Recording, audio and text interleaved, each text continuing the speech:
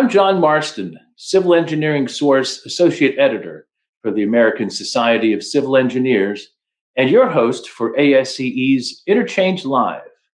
Thanks for joining me today for a discussion on the integration of unmanned aerial systems into the built environment. My guest today is Blaine Wruck. He is a transportation engineer for Deschutes County in Oregon. He's also a Part 107 certified remote pilot and serves as vice chair of the ASCE Transportation and Development Institute's UAS committee. Welcome, Blaine. Hi, how are you today? Doing great. Thanks for being with us today. Absolutely, happy to be here. Thanks. Great. Over the last century, many advances in technology and innovation also have advanced civil engineering. The development and use of unmanned aerial system technologies is the latest, particularly shaping our built environment. First, Blaine, can you clarify for us the difference between unmanned aerial systems and unmanned aerial vehicles? Sure. Yeah, that's a common question. So unmanned aerial vehicles refers to basically the aircraft itself. Whereas unmanned aerial systems refers to all components of the aerial mission. So that includes the aircraft, the controller, the remote pilot, and any other external communication systems involved. And I will note that the terminology unmanned, the industry is slowly moving away from that and adopting a more gender neutral terminology. So uncrewed is what we're referring to it as in general nowadays, although that's not yet recognized by the FAA. Oh, okay. Yeah, that's what I see your TNDI committee known as the Uncrewed Aerial Systems Committee. Yeah. Right. Okay. So how are civil engineers using their systems in their work currently? Are they being used across different disciplines? Yeah, so there's a pretty wide range of use cases for UAS in civil engineering right now. And most of the use cases that I work with personally are related to transportation infrastructure monitoring and construction monitoring. But UAS are pretty commonly used by other disciplines. So surveyors being a notable one, construction managers, geophysicists, and even law enforcement for a whole variety of reasons. And basically, the main benefit in my eyes of using UAS is the ability to collect information about a given object or location remotely. So not actually having to physically be right there. And I think that holds true across all these different industries. So what are the challenges of UAS and drones and using them in civil engineering? So among many challenges, the main challenge that I face is managing flight restrictions. So UAS are not allowed to operate everywhere all the time. There's certain locations where there's sensitive airspace, where a special approval or what's called a waiver from the FAA is required to operate a UAS. And the waiver process can take up to 90 days, depending on the location of the flight. And it's especially hard in environments that are kind of near larger airports or military bases, where waiver approvals can take even longer or even be impossible to obtain. So that's one thing, and sort of managing that as part of your pre-flight routine. So making sure you're checking airspace restrictions, checking temporary flight restrictions on the day of your UAS flight is very important, just to make sure you're not compromising any sensitive airspace. And among many other reasons, I think this is why UAS mission planning is kind of the most critical part of the process. So how do these systems benefit communities? So at least in my experience, I would say that using UAS definitely helps to improve the efficiency and the safety of existing operations. So for example, in my line of work, I'm commonly performing pavement condition surveys. And so when performing a pavement condition survey on a busy road, for instance, it's very hard to do as manual labor. Physically being out there is essentially very hazardous. So using a UAS for this purpose can take the inspector out of that harmful environment, out of harm's way, and prevents a potential, human vehicle conflict, which is really important. So yeah, I would say in general, removing the human element from inspection processes definitely makes things safer for both the traveling public as well as the inspector. And in my eyes, that's the main benefit of using UAS. Hmm. What excites you about working with UAS? Well, I love that it's a very novel technology, and there's a lot of new use cases being developed. It's really kind of in its infancy right now, so it's really exciting to be in this space and see all these developments occurring, and really just push the envelope of what you can do with this technology. So. Okay. The ASCE Future World Vision program considers the vast possibilities that UAS offers, including drone deliveries, which we're already starting to see from companies like Amazon and UPS. What obstacles are preventing these from being integrated on a larger scale? Yeah, that's a great question. So the technology is definitely there to make drone-based deliveries a reality, but I personally feel that there's a long way to go before that's implemented at scale. So integrating small UAS into the existing airspace environment is a pretty complex matter, and the FAA is currently working continually to address that. And people should keep in mind that drones are, in fact, aircrafts. So they're sharing the sky with other potentially manned aircraft. And that's a very important thing to remember and a very cautionary point. So we can't create hazards for other airspace users with a premature implementation of this technology for drone deliveries or urban air mobility. Until we got a pretty solid logistical framework in place. And the FAA has been making great strides in this area to sort of address pilot accountability, including the most notable one being the implementation of remote identification for drone pilots. But I feel there's a lot of other prerequisites before drone deliveries and urban air mobility become a reality. But I do believe that it will eventually be integrated into our system of commerce in the future. So you see it as a few farther years away than in the near term.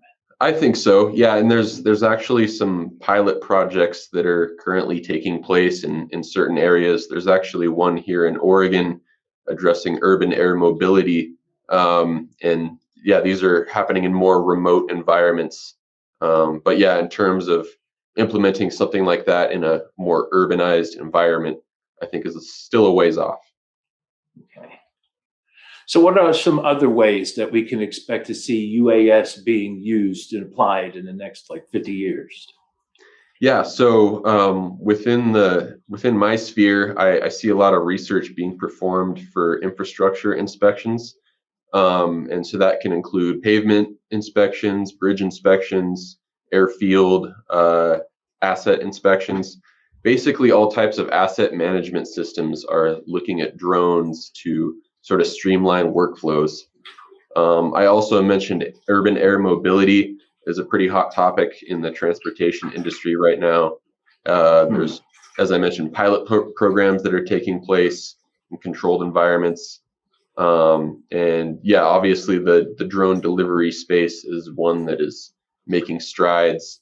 I definitely think that there's going to be some near-term implementations of that with regard to maybe more remote areas. I know in other countries, they're using drones to deliver medical supplies to locations that are very hard to access by vehicle or by foot.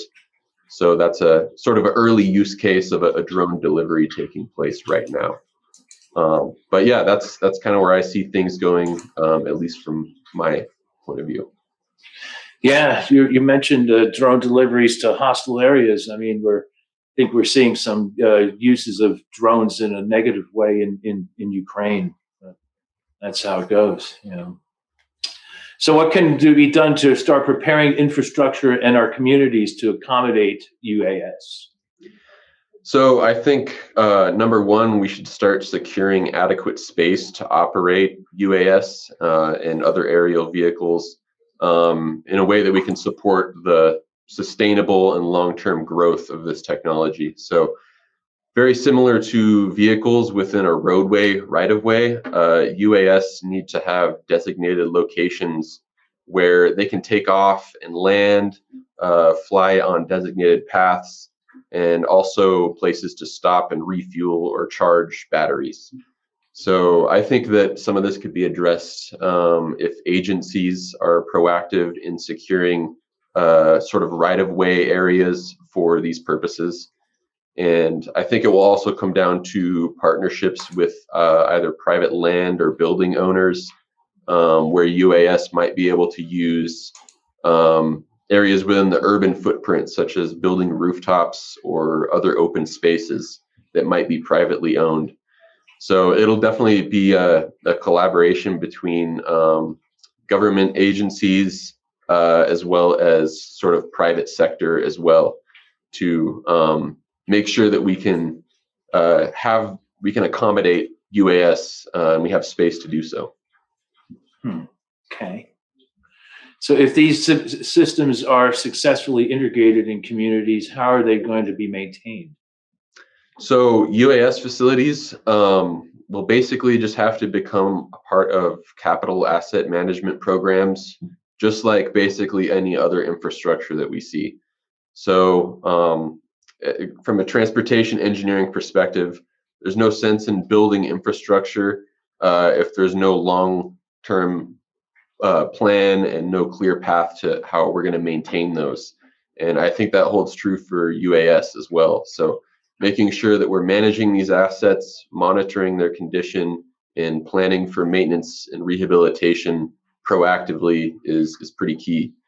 And so that's on the infrastructure side. For the UAS themselves, a lot of it, the maintenance of those and replacement is going to be performed by equipment owners, and that's going to probably be based on the maintenance schedules supplied by the drone manufacturers and also recommended by the FAA. So currently in the Code of Federal Regulations, there's some provisions for drone maintenance and regular checks. And so abiding by that is going to be pretty key as well.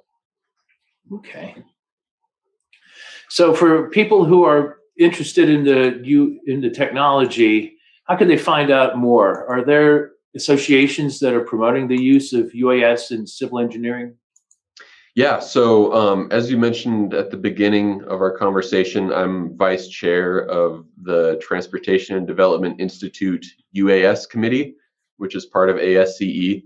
I've been involved with this committee for a little over 3 years now, and we're very much still in our infancy. But basically, our committee serves to provide a sort of knowledge sharing platform where people across the board can learn and share their experiences with drones, and make sure we're reaching people in industry, academia, as well as government too. And right now we've got a pretty good membership base that comprises all three of those areas. And we have more space for more members. We're going to be regularly attending conferences and having presence there. So we'll have a presence at the upcoming 2023 International Conference for Transportation and Development, ASCE conference in Austin, Texas. So if you're going to be attending, please come attend our sessions. We'd be thrilled to have you. And yeah, if anyone's interested, definitely reach out to me, and I can provide more information with how to join the committee. So, and outside of our committee, I know there's many other forums where drone enthusiasts and users can share knowledge and information as well. So I would definitely encourage folks to do a little searching, and depending on the industry you're in, there's definitely some societies where drone technology is being discussed. Okay, that's interesting. Hey, will you be at the ASCE 2023 convention in Chicago this October? I will not be there, unfortunately, but I know our committee is going to try to have some presence there, especially at ASCE events. So this year we had some presence at Transportation Research Board annual meeting, which took place in Washington, D.C. And I think that will be a more of an annual basis, us being there, as well as the ICTD conference on an annual basis. And then outside of that, as availability and time permits, our committee will try to have in-person presence at other events as well. Okay, great. Well, Blaine, thank you very much again for joining me today. It was a really fascinating discussion on unmanned aerial systems, or uncrewed, or and how they will integrate into our built world. Yeah, So yeah, happy to be here. Thanks again for having me, and it was a pleasure speaking with you. Great, great. For more on ASCE's Interchange series, including past episodes, go to asce.org/interchange. Thanks for tuning in today, and we'll see you next time on ASCE's Interchange Live.